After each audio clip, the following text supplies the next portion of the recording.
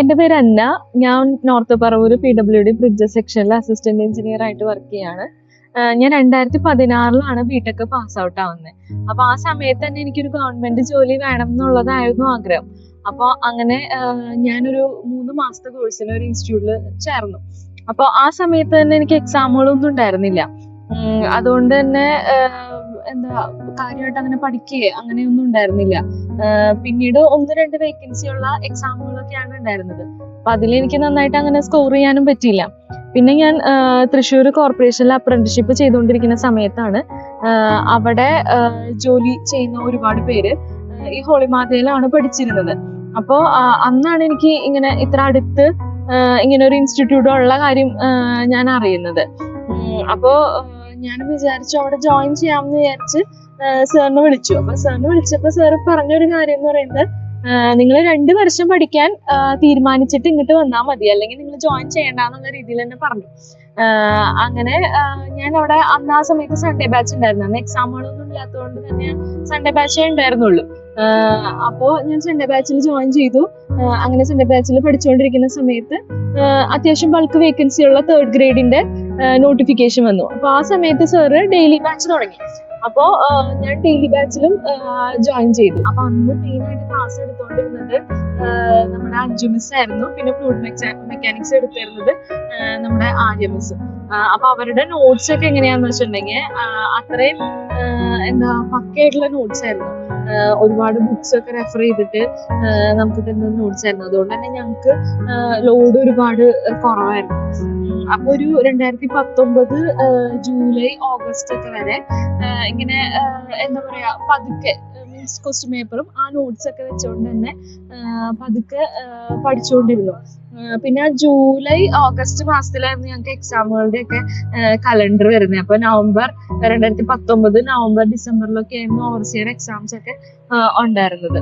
അപ്പൊ exam calendar വന്നതോടുകൂടി ഞങ്ങൾ കുറച്ചും കൂടെ നന്നായിട്ട് തന്നെ പഠിക്കാൻ തുടങ്ങി. ക്ലാസ്സിൽ വന്നിരുന്നു കഴിഞ്ഞാൽ കമ്പൈൻ സ്റ്റഡി ചെയ്യും, പിന്നെ ക്ലാസ്സിൽ കയറും. പിന്നെ ആ സമയത്ത് ഒരുപാട് ക്വസ്റ്റ്യൻ പേപ്പേഴ്സ് തന്നിരുന്നു. പിന്നെ വീട്ടിൽ പോയാലും പഠിക്കും, ക്വസ്റ്റ്യൻ പേപ്പേഴ്സ് സോൾവ് ചെയ്യും. അങ്ങനെയൊക്കെ പഠിച്ചു വരുമ്പോഴാണ് നവംബറിൽ ഈ എക്സാമുകളുടെ തൊട്ട് മുന്നായിട്ടാണ് PWD ഇറിഗേഷൻ എയുടെ കലണ്ടർ വരുന്നത്. അത് ഫെബ്രുവരി മാസത്തിലായിരുന്നു. അപ്പോ ആ സമയത്ത് എല്ലാവരും ഭയങ്കര കൺഫ്യൂസ്ഡ് ആയിരുന്നു. ഏത് പഠിക്കും, പഠിച്ചു കഴിഞ്ഞിട്ടുണ്ടെങ്കിൽ ഓവർസിയർ പോവും, അങ്ങനത്തെ കൺഫ്യൂഷനൊക്കെ ആയിരുന്നു. അപ്പൊ ഞാൻ വിചാരിച്ചു എന്തായാലും അല്ലേ കിട്ടില്ല, അപ്പോ ഓവർസിയർ തന്നെ പഠിക്കാമെന്ന് വിചാരിച്ചു. അങ്ങനെ ഓവർസിയർ കണ്ടിന്യൂ ചെയ്ത് പഠിച്ചു. ഓവർസിയർ എക്സാംസ് ഒക്കെ ഡിസംബർ ഒരു പകുതിയോടുകൂടി കഴിഞ്ഞു. അപ്പോ സാറ് എയ്ക്ക് വേണ്ടി ക്ലാസ് നടത്തുന്നുണ്ടായിരുന്നു ഹോളിമാതയിൽ. അപ്പം സാറും പറഞ്ഞു പഠിച്ചു കഴിഞ്ഞാൽ കിട്ടും എന്നുള്ളത്. പിന്നെ എൻ്റെ കൂടെ ഉണ്ടായിരുന്ന കുറച്ച് ഫ്രണ്ട്സും എന്തായാലും എനിക്ക് പഠിക്കണം എന്ന് ഉറപ്പിച്ചിട്ട് തന്നെ ഉണ്ടായിരുന്നു. അപ്പോ ഞാനും അവരുടെ കൂടെ കൂടി.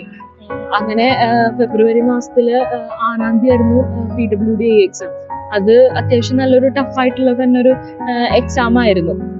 അപ്പോ ഞാൻ അന്ന് പഠിച്ചുകൊണ്ടിരുന്നതൊക്കെ പുതിയ ടോപ്പിക്സ് ആയിരുന്നു. അപ്പൊ എനിക്ക് ഒട്ടും ഓർമ്മയൊന്നും ഉണ്ടായിരുന്നില്ല. അപ്പൊ ഈ എക്സാമിനൊരു 15 ദിവസം മുന്നേ ഞാൻ പുതുതായിട്ട് പഠിച്ചതെല്ലാം നിർത്തിയിട്ട് ഞാനിപ്പോ പഠിച്ചുകൊണ്ടിരുന്നതെല്ലാം ഒന്നുകൂടെ ഒന്ന് റിവൈസ് ചെയ്തു. എന്നാലും എനിക്ക് ഓവർസിയർ നന്നായിട്ട് പഠിച്ചതോ അത് അത്യാവശ്യം നല്ല ലെവലിൽ തന്നെ ഞാൻ പഠിച്ചു പോയായിരുന്നു. അതുകൊണ്ട് ആ ടോപ്പിക്സ് എനിക്ക് പിന്നീട് പഠിക്കേണ്ടി വന്നിട്ടുണ്ടായിരുന്നില്ല. അപ്പൊ അങ്ങനെ നന്നായിട്ട് റിവൈസ് ഒക്കെ ചെയ്ത് PWD എക്സാം അത്യാവശ്യം ടഫ് ആയിരുന്നു എന്നുണ്ടെങ്കിൽ തന്നെ എനിക്ക് അത്യാവശ്യം നന്നായിട്ട് തന്നെ സ്കോർ ചെയ്യാൻ പറ്റി. അത് കഴിഞ്ഞ് ഇതിന്റെ എക്സാംസ് റിസൾട്ട് ഒക്കെ വരുന്നത് ഒരു 2020 അവസാനം 2021 ആദ്യമായിട്ടൊക്കെയാണ്. അപ്പൊ അന്ന് വന്ന എല്ലാ ലിസ്റ്റുകളിൽ തന്നെയും ഞാൻ ഉണ്ടായിരുന്നു. അപ്പോ അതിനകത്ത് 2nd റാങ്ക് കിട്ടിയ ഒരു ഇടുക്കി സോയിൽ കൺസർവേഷൻ പ്രൈസർ ഉണ്ടായിരുന്നു. പിന്നെ ഒരു IT ഇൻസ്ട്രക്ടറിന് 4th റാങ്ക് ആയിരുന്നു. പിന്നെ ഞാനിപ്പോ ജോലി ചെയ്തുകൊണ്ടിരിക്കുന്ന PWD അതെനിക്ക് 6th റാങ്ക് ആയിരുന്നു. പിന്നെ harbour engineering 2nd ഗ്രേഡിന് 8th rank. പിന്നെ ഇറിഗേഷൻ ഹാർബർ 3rd ഗ്രേഡ് അത് 12, 13 അങ്ങനത്തെ റാങ്കുകൾ. പിന്നെ KLDC പോലെയുള്ള കുറച്ച് ലിസ്റ്റുകളിലും ഉണ്ടായിരുന്നു. അപ്പൊ ഇപ്പൊ പഠിച്ചുകൊണ്ടിരിക്കുന്ന കൂട്ടുകാരോട് എനിക്ക് പറയാനുള്ളത്, നിങ്ങൾ ശക്തമായിട്ട് പഠിച്ചില്ലെങ്കിലും തുടർച്ചയായിട്ട് പഠിച്ചുകൊണ്ടിരിക്കുക. ഇപ്പൊ നമ്മൾ ഓരോരുത്തരും ജോയിൻ ചെയ്യുന്ന സമയത്ത് സാറ് നമ്മുടെ അടുത്ത് പറഞ്ഞിട്ടുണ്ടോ ഇത്ര വർഷം പഠിച്ചാലേ നമുക്ക് റിസൾട്ട് ഉണ്ടാവുള്ളൂ എന്നുള്ളത്. അങ്ങനെ തന്നെയാണ് ഇവിടെ എല്ലാവർക്കും റിസൾട്ട് കിട്ടിയിട്ടുള്ളത്. സാറ് പറഞ്ഞ അത്രയും സമയം പഠിച്ചവർക്കാണ് ഇവിടെ റിസൾട്ട് കിട്ടിയിട്ടുള്ളത്. അപ്പൊ ഹോളിമാതയുടെ പ്രത്യേകത എന്ന് പറഞ്ഞു കഴിഞ്ഞിട്ടുണ്ടെങ്കിൽ നമുക്ക് പഠിക്കാൻ ആഗ്രഹമുള്ള ഒരുപാട് കൂട്ടുകാരെ ഇവിടെ തന്നെ കിട്ടും. അപ്പൊ നമ്മള് പഠിക്കാൻ ഇത്തിരി ഡൗൺ ആയിരിക്കുന്ന സമയമായാലും അവര് തന്നെ നമ്മളെ മോട്ടിവേറ്റ് ചെയ്ത് പഠിക്കാൻ പ്രോത്സാഹിപ്പിച്ചു. പിന്നെയുള്ളതെന്ന് പറഞ്ഞു കഴിഞ്ഞാൽ ഒരുപാട് റിവിഷൻ ചെയ്യാം. ഇപ്പൊ നമ്മുടെ അടുത്ത് തന്നെ സാറ് പറഞ്ഞിട്ടുണ്ടോ, നിങ്ങൾ എക്സാമിന്റെ സമയമാകുമ്പോഴേക്കും ഒരു 30 പ്രാവശ്യമൊക്കെ റിവിഷൻ കഴിഞ്ഞിട്ടുണ്ടാവും. പക്ഷെ ശരിക്കും അപ്പൊ നമ്മളൊക്കെ അന്ന് വിചാരിച്ചിരുന്ന 30 പ്രാവശ്യമൊക്കെ റിവിഷൻ ചെയ്യാൻ പറ്റുമെന്നുള്ളതാണ്. പക്ഷെ ശരിക്കും പറഞ്ഞു കഴിഞ്ഞിട്ടുണ്ടെങ്കിൽ നമ്മൾ 30 അല്ല അതിൽ കൂടുതൽ പ്രാവശ്യം റിവിഷൻ ചെയ്യുന്നുണ്ടാവും. ഈ ഹോളിമാതയിൽ നമുക്ക് കിട്ടുന്ന നോട്ട്സ് തന്നെ വെച്ച് പഠിച്ചാൽ മതി. പിന്നെ എവിടെ നിന്നൊക്കെ ക്വസ്റ്റ്യൻ പേപ്പേഴ്സ് കിട്ടും അതൊക്കെ സോൾവ് ചെയ്യാം. അതൊക്കെ OMR ടൈം ബേസ് ആയിട്ട് തന്നെ നമ്മൾ സോൾവ് ചെയ്ത് കഴിഞ്ഞിട്ടുണ്ടെങ്കിൽ അത് എക്സാം എഴുതുന്ന സമയത്ത് നമുക്ക് ഒരുപാട് ഉപകാരപ്പെടും.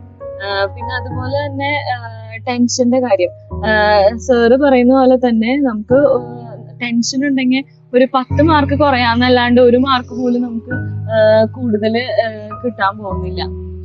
പിന്നെ പറയാനുള്ളത്, നിങ്ങൾ എക്സാമിന് ഒരു 10-15 ദിവസം മുൻപ് വരെ പുതുതായി പഠിക്കുന്ന ടോപ്പിക്സ് എല്ലാം നിർത്തിയിട്ട് നിങ്ങൾക്ക് ഇതുവരെ പഠിച്ച കാര്യങ്ങളെല്ലാം ഓർമ്മ കിട്ടുന്നുണ്ടോ എന്നുള്ളത് ഉറപ്പുവരുത്തണം.